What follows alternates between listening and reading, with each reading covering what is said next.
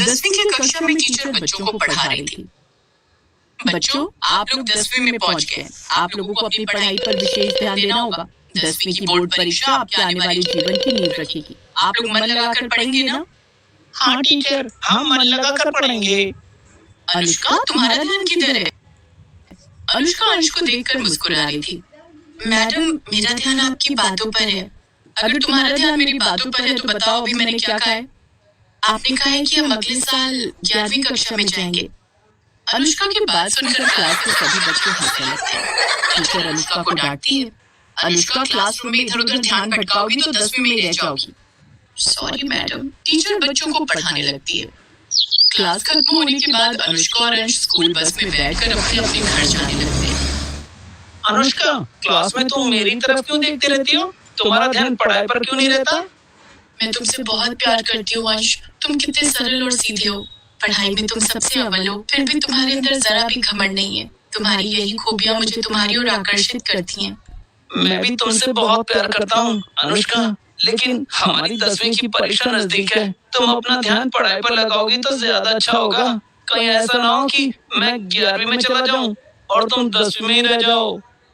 मैं जानती हूँ तुम ऐसा नहीं होने दोगे। तुम परीक्षा की तैयारी में मेरी मदद करवाओगे, है ना अंश?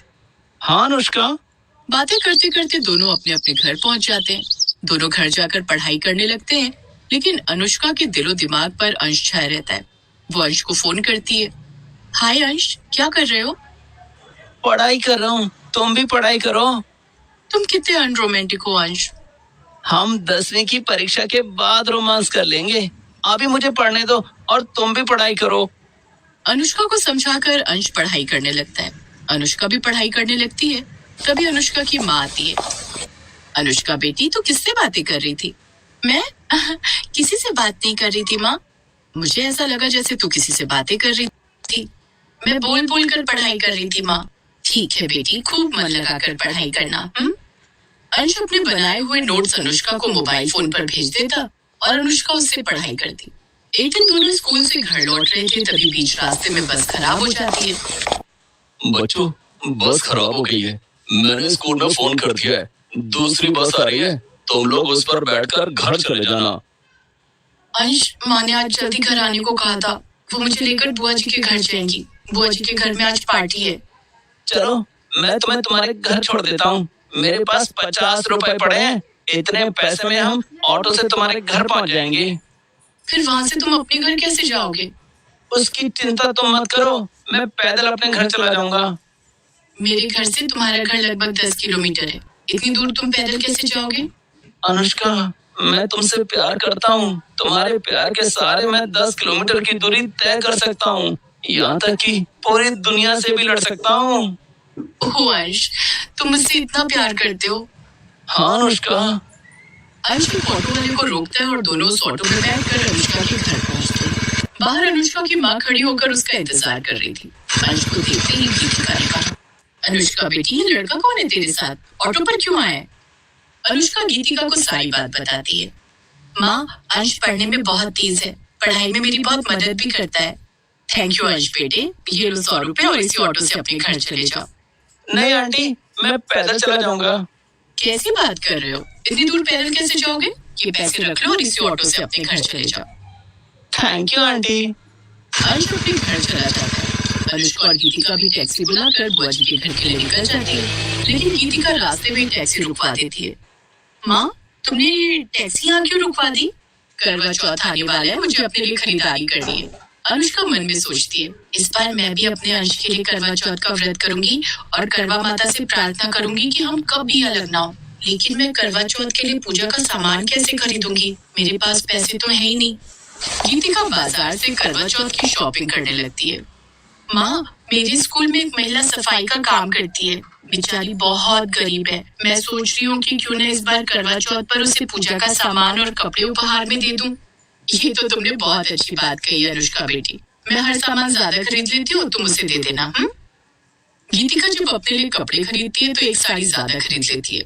इसी तरह वो चूड़ी, बिंदी, ज्वेलरी और पूजा का सामान एक एक सेट ज्यादा खरीदती है। गीता एक सेट सामान अनुष्का को देती है। अनुष्का बेटी, सारा सामान उस महिला को दे देना और कहना कि इस बार करवा चौथ बहुत अच्छी तरह से मनाए। ठीक है माँ। दोनों बुआ जी के घर चली जाती। रात में वहां से लौटकर अनुष्का सारा सामान अपने कमरे में रख लेती है। कपड़े, गहने और पूजा के सामान का इंतजाम तो हो गया, लेकिन मैं अंश के हाथ से अपना व्रत कैसे तोड़ूंगी? माँ से कहती है, माँ मेरी परीक्षाएं नजदीक आ रही हैं। मैं सोच रही थी कि क्यों ना ट्यूशन लगवा लूं। ठीक है, मैं तेरे पिताजी से कहूंगी कि वो तेरे लिए ट्यूशन लगवा दे। गीतिका अनुष्का के पिता को ये बात बताती है। तुम तो जानती हो गीतिका कि करवा चौथ पर कितने खर्च हो गए हैं। अभी सारे त्योहार भी आने वाले हैं। मेरे पास इतना बजट नहीं है। लेकिन अनुष्का की पढ़ाई का सवाल है। अगर वो 10वीं में अच्छे नंबर लाएगी तो उसका भविष्य उज्जवल होगा। माँ पिताजी, अगर आप लोग कहें तो मैं अंश से ट्यूशन पढ़ना शुरू कर दूं। अंश पढ़ने में बहुत तेज है। वो हर साल क्लास में अव्वल आता है। वो मुझे पढ़ाने के पैसे भी नहीं लेगा, लेकिन मुझे पढ़ने के लिए उसके घर जाना होगा। अंश अच्छा लड़का है, मैं मिली हूँ उससे। अनुष्का को घर छोड़ने आया था। ठीक है बेटी, तू अंश से ट्यूशन लेना शुरू कर दे। अनुष्का दूसरे दिन से अंश के घर जाने लगती है। अनुष्का, मैं अपने सारे नोट्स तुम्हें फोन पर भेज रहा था। फिर तुम्हें मुझसे ट्यूशन पढ़ने के लिए इतने दूर आने की क्या जरूरत थी? बुद्धू, ये सब मैंने करवा चौथ की पूजा करने के लिए किया है। करवा चौथ की पूजा? हाँ, कुछ ही दिनों में करवा चौथ आने वाला है। मैं तुम्हारे लिए करवा चौथ का व्रत रखूंगी। व्रत खोलने के लिए तुम्हें छिपकर मेरे घर आना पड़ता, इसीलिए मैंने ट्यूशन पढ़ने का बहाना बनाकर तुम्हारे पास आने का रास्ता ढूंढ लिया। अंश और अनुष्का को बातें करते हुए अंश के माता पिता देख लेते हैं। अंश बेटे, ये लड़की कौन है? माँ, ये अनुष्का है। हम दोनों 10वीं में एक साथ पढ़ते हैं। इसके माता पिता ने इसे यहाँ ग्रुप स्टडी के लिए भेजा है। ठीक है, दोनों बच्चों खूब मन लगाकर पढ़ो। काजल वहां से चली जाती है। उसके जाने के बाद अंश अनुष्का को समझाता है। अनुष्का, तुम करवा चौथ के लिए ये सब कर रही हो। बेहतर होता है कि तुम पढ़ाई करने के लिए ये सब करती। पगलू, मैं ये सब तुम्हारे लिए कर रही हूँ। उस दिन से अनुष्का स्कूल के बाद रोज अंश के घर जाकर पढ़ाई करती और अंश के साथ समय गुजारा करती।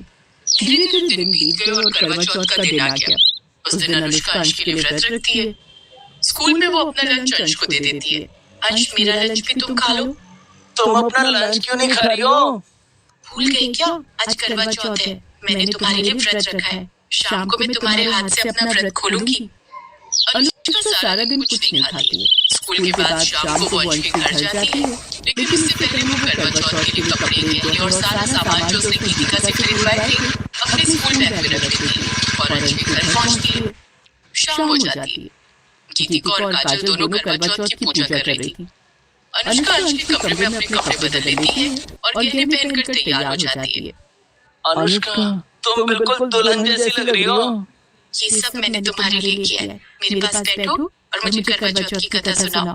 अंश मोबाइल फोन की मदद से अनुष्का को करवा चौथ की कथा सुनाता है। पूजा पूरी होने के बाद अब मैं खिड़की से चांद देख लूंगी। उसके बाद तुम मुझे अपने हाथों से पानी पिला देना। ठीक है। इधर काजल की पूजा पूरी हो जाती है। वो अंश के कमरे के पास आती है तो देखती है कि कमरा अंदर से बंद है। अंश बेटे, दरवाजा खोलो। दरवाजा क्यों बंद है?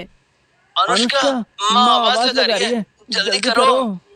अनुष्का अपने हाथों में चलनी लेकर खिड़की से चांद की ओर देखती है तो उसकी नजर उसके माता पिता पर पड़ती है। वो दोनों सीधे ऑटो से अंश के घर आ रहे थे।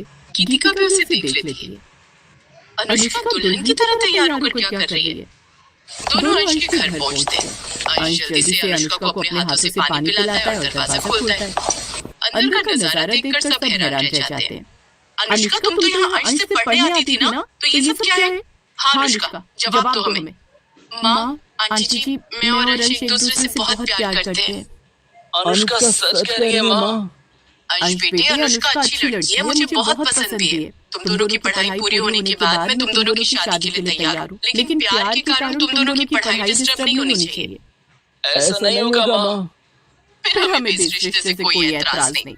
हमें भी दामाद के रूप में अंश ही चाहिए।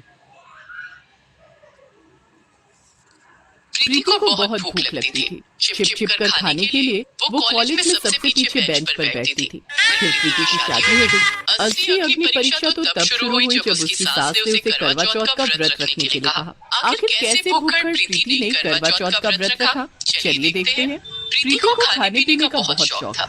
प्रीति कम से कम 5 तरीके के फल, नारियल पानी, जूस, दूध रोज लेती थी। इसके अलावा सुबह का नाश्ता, दिन का खाना, शाम का स्नैक्स और रात का डिनर तो था ही। इतना खाने के बाद भी उसे कोई भी कभी भी कुछ खाने के लिए कहता तो वो फौरन खाने के लिए राजी हो जाती। प्रीति की माँ पारुल उसके भुक्कड़पन से बहुत दुखी थी। प्रीति बेटी, अपने खाने पीने पर थोड़ा कंट्रोल कर। तेरा वजन देखकर कोई तुझसे शादी नहीं करेगा। माँ, तुम भी ना हमेशा मेरे खाने पर नजर लगाती हो। कोई मुझसे शादी कर ले इसके लिए मैं भूखी तो नहीं रह सकती ना। तुझे भूखे रहने के लिए कौन कह रहा है, बस थोड़ा लिमिट में खाया कर। प्रीति की कॉलेज की पढ़ाई पूरी हो जाने के बाद घर में उसकी शादी की बात चल रही थी। एक दिन प्रीति को देखने के लिए लड़के वाले आते हैं। हमें आपकी लड़की पसंद है, बस जरा इसका वजन थोड़ा ज्यादा है। जी जी जी, शादी से पहले प्रीति अपना वजन कम कर लेगी। फिर तो ये रिश्ता पक्का पक्का। सुधा ने प्रीति के हाथों में शगुन के रुपए थमा दिए और प्रीति की शादी राहुल के साथ तय हो जाती है। लेकिन प्रीति से कहाँ संभव था कि वो अपना वजन कम कर पाती। खाने पीने पर कंट्रोल तो था नहीं। कुछ महीने बाद प्रीति और राहुल की शादी हो जाती है। शादी के बाद प्रीति अपने ससुराल आ जाती है। ससुराल आते ही उसने सबसे पहले रसोई संभाली, क्योंकि वो हमेशा रसोई में रही और उसका मुंह चलता रहे। अब प्रीति सुबह का नाश्ता, दिन का खाना और रात का खाना बनाती और साथ साथ रसोई में उसका मुंह चलता रहता। वो कुछ न कुछ खाती रहती। उसके ससुराल में शाम के स्नैक्स की परंपरा नहीं थी। अब प्रीति को शाम के वक्त भूख लग जाती थी। माँ जी, आपके लिए चाय लाऊं? ले आ बहू, एक कप चाय पीकर तरोताजा हो जाओ। प्रीति ने चाय के साथ साथ आलू प्याज के पकौड़े भी बना लिए। वो चाय पकौड़ा लेकर सुधा के पास आई। अरे बहू, तूने तो सिर्फ चाय बनाने के लिए कहा था। माँ जी, खाली चाय कौन पीता है? खाली चाय पीने से एसिडिटी होती है, इसीलिए मैं पकौड़े बना लाई।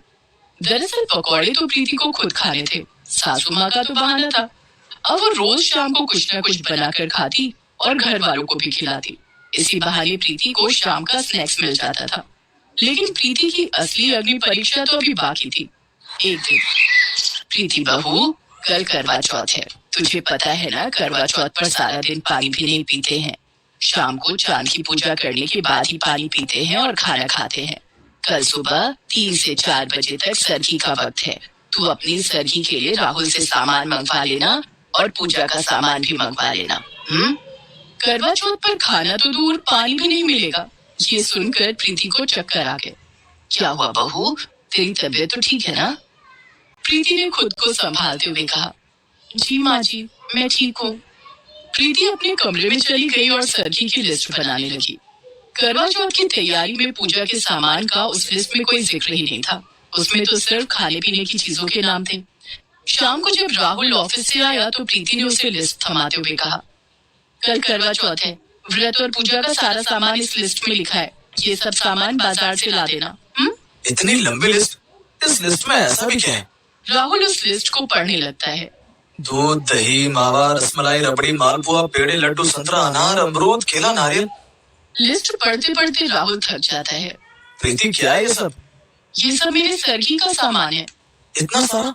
हाँ, माँ जी ने कहा है कि करवा चौथ के व्रत में कुछ खाना तो दूर, पानी भी पीने को नहीं मिलेगा। रात में चांद की पूजा करने के बाद ही कुछ खाने को मिलेगा। तुम इतना सब कुछ सरगी में खा लोगी? प्रीति ने बड़े भोलेपन से जवाब दिया। हाँ। राहुल लिस्ट लेकर बाजार चला गया और सारा सामान ले आया। उसने सामान प्रीति को दे दिया। प्रीति ने घड़ी में 3 बजे रात का अलार्म लगा दिया और सो गई। 3 बजे जब अलार्म बजा तब प्रीति झटपट उठ गई और सरगी का सारा सामान लेकर खाने बैठ गई। 1 घंटे में उसने सारा सामान चेक कर लिया, फिर जोर से डकार मारा। अब जाकर तसल्ली हुई है, ना जाने इससे मेरा दिन भर का काम चलेगा या नहीं। कल तो दिन भर भूखा रहना है। सरगी खाकर प्रीति सोने चली गई, लेकिन व्रत की टेंशन के कारण उसे सारी रात नींद नहीं आई।